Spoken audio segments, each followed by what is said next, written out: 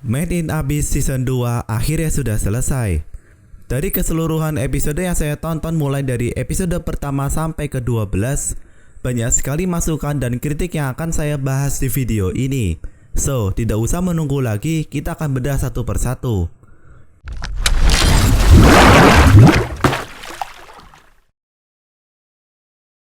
Oke, intinya Made in Abyss season pertama itu masih lebih baik dari season kedua. Aspek pertama yang terlintas di pikiran saya adalah art style.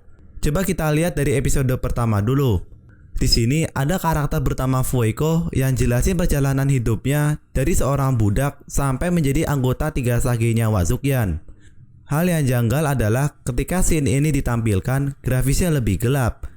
Memang tujuannya karena alur ini ada di flashback sebelum era Riko. Cuma karena terbiasa melihat season 1 yang lebih cerah, saya jadi merasa agak kurang puas. Tapi kalau udah masuk ke timeline Riko, kejenihan gambar dari adegan Riko, Rek, dan Nanachi patut diapresiasi. Terutama ketika lapisan ke-6 anime ini ditampilkan. Kejernihan dan detail animasi yang ada sangat memanjakan mata. Made in Abyss emang terkenal dari dulu soal grafisnya.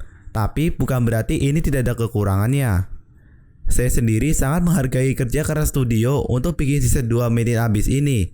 Hanya saja sebagai penggemar Made in Abyss, ekspektasi saya terhadap tampilan lapisan ke-6 itu lebih berwarna. Ya kalau bisa mirip dengan fan art sih. Tapi yang terjadi saat lapisan ke-6 ini ditampilkan, bagus sih. Memperlihatkan reruntuhan kota emas yang menjadi fosil dan cuaca yang cerah. Tapi entah kenapa seiring episode ini berjalan, ada beberapa scene yang memperlihatkan lapisan ke-6 ini mirip dengan gurun tandus.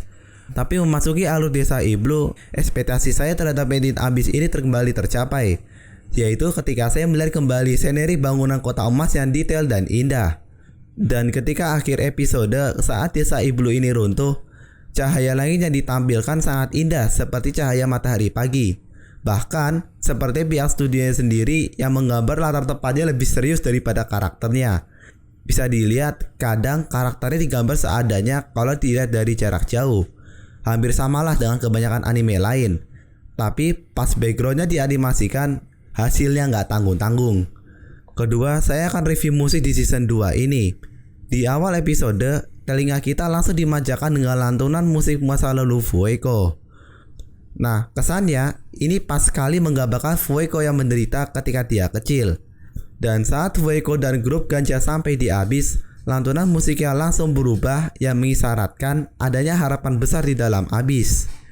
Dan menurut saya, style musik yang dibawakan di openingnya itu udah cocok banget dengan penggambaran alur ceritanya nanti. Pas baru mulai aja, backsoundnya saja dibuat ceria untuk menenangkan mood kita dari alur ceritanya nanti yang sebenarnya cukup dark. Dan yang aku suka, openingnya itu langsung mengambil point view dari grup Riko dan pasukan Ganja secara beriringan. Jadi ini gak ada kesan kalau salah satu mereka itu akan mendominasi cerita. Jadi keduanya mendapatkan porsi dan bagian yang setara. Lalu di akhir openingnya ada scene Fueko yang memeluk Irumyoi. Ini menggambarkan hubungan seorang ibu dengan anaknya. Lihat hubungan keduanya saja, saya langsung ingat hubungan Riko dengan ibunya Liza, yang jadi alasan Riko untuk menantang Abyss. Nah, Fueko dan Irumyoi ini sebenarnya sama aja, tapi nasib keduanya sangat tragis, yaitu Irumyoi yang dikorbankan menjadi desa Iblu dan Fueko yang terpenjara di dalamnya. Akhirnya, kematian keduanya pun tidak terelakkan lagi, yaitu Fueko mati karena efek kutukan lapisan ke-6 dan Irumyoi yang dihancurkan Faputa agar terbebas dari penderitaannya. Nah, apakah Riko dan ibunya Liza akan bernasib sama seperti Fueko dan Irumyoi? Bisa saja terjadi, tapi bisa juga enggak. Kita tunggu saja nanti ya ketika season 3-nya keluar. Setelah opening, kita masuk ke ending. Ending Made in Abyss season 2 ini berjudul Endless Embrace yang dibawakan oleh Mid dan Roid. Nah, kalau kita perhatikan, ini sama dengan ending movie ketiga Made in Abyss. Hanya saja visualnya untuk season 2 menceritakan alam bawah sadar Irumyoi setelah menjadi desa Iblu. Di situ, makhluk hitam yang ada sebenarnya adalah jiwa dari anak-anaknya yang belum terlahir. Dan di akhir scene, jiwa-jiwa itu berkumpul dan bersatu untuk menjadi telur yang akan menjadi Faputa. Satu hal lagi yang saya inginkan muncul lagi di season 2 adalah musik ikoniknya Made in Abyss, yaitu Hanazewe Karadina. Kevin Penkin dalam Twitternya bilang soundtrack ini terinspirasi dari campuran bahasa Jerman dan Islandia. Lalu kedua bahasa ini digabung untuk mempresentasikan bahasa Abyss. Sejak musik ini ditayangkan di season 1, admin berharap untuk dimasukkan lagi ke season 2. Karena kalau tidak dimasukkan, saya rasa akan ada yang kurang. Dan benar saja, sesuai ekspektasi, di episode keempat, musik ini kembali muncul saat Rick mempertanyakan apa yang terjadi di permukaan. Setelah musik, kita akan masuk ke alur ceritanya. Review admin di sini, story-nya itu udah persis banget dengan manganya. Dari mulai intro lapisan ke-6 sampai kehancuran desa Iblu yang dieksekusi dengan epic oleh studionya. Juga pengenalan Iblu pada audiens membuat kita menikmati animenya dengan lebih baik. Belum lagi masa lalu Fuyuhiko dan Irumyui yang cukup dark membuat kita jadi ingat kisahnya Mithi dan Nanachi di season 1. Tak heran kalau di My Animalist season 2 ini mendapatkan rating 8,73. Ya, karena memang mereka tuh worth it dapat rating segitu. Lalu di episode kelima, kita dikejutkan dengan kemunculan Bondrewd di desa Iblu di masa lalu. Belaf sendiri bilang kalau Bondrewd itu udah mengunjungi desanya berkali-kali. Nah, salah satu dari kunjungan itu barulah Mithi dibawa.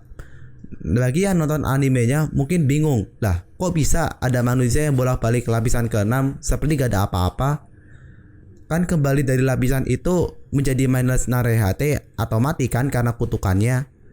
Nah, jawabannya Bondrewd itu cuma sekali aja selamat ketika naik dari lapisan ke-6, yaitu di akhir movie ketiga setelah mengorbankan Puska.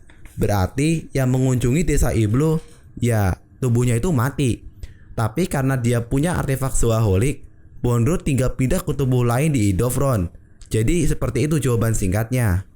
Masih di episode kelima, jawaban misteri dari masa lalu Rick akhirnya mulai diberikan clue atau petunjuk, yaitu ketika Rick diselamatkan Gaburon. Dia mencoba bertanya kepadanya tentang asal-usulnya untuk mengetahui isi memorinya yang hilang. Tapi Gaburon bilang kalau dia itu nggak tahu. Dan hanya berkata kalau kemungkinan pencipta mereka itu sama karena desain mereka yang mirip.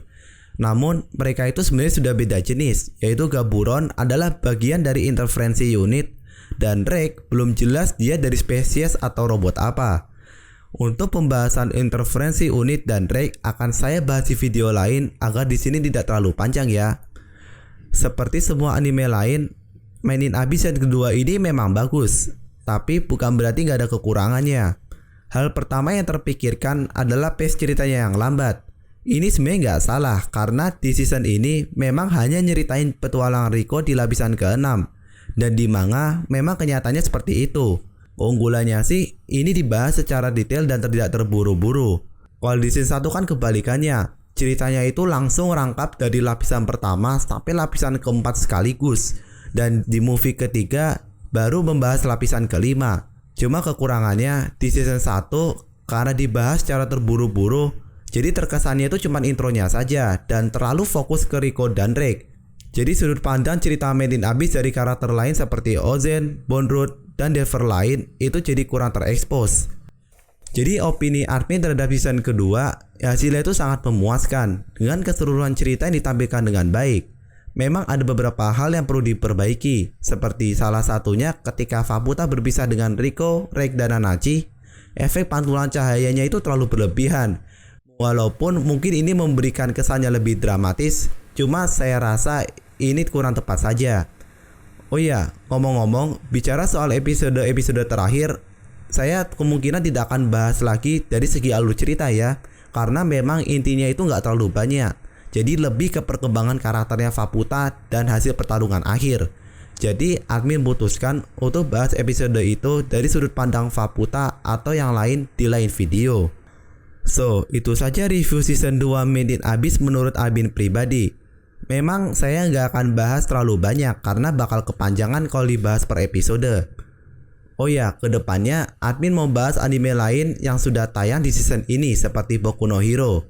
Tapi tenang aja untuk Made in Abyss, apalagi tentang info season ketiganya, kapan keluarnya, ceritanya gimana, dan teori-teori misterinya, tetap akan saya buat videonya setelah bahas Boku no Hero.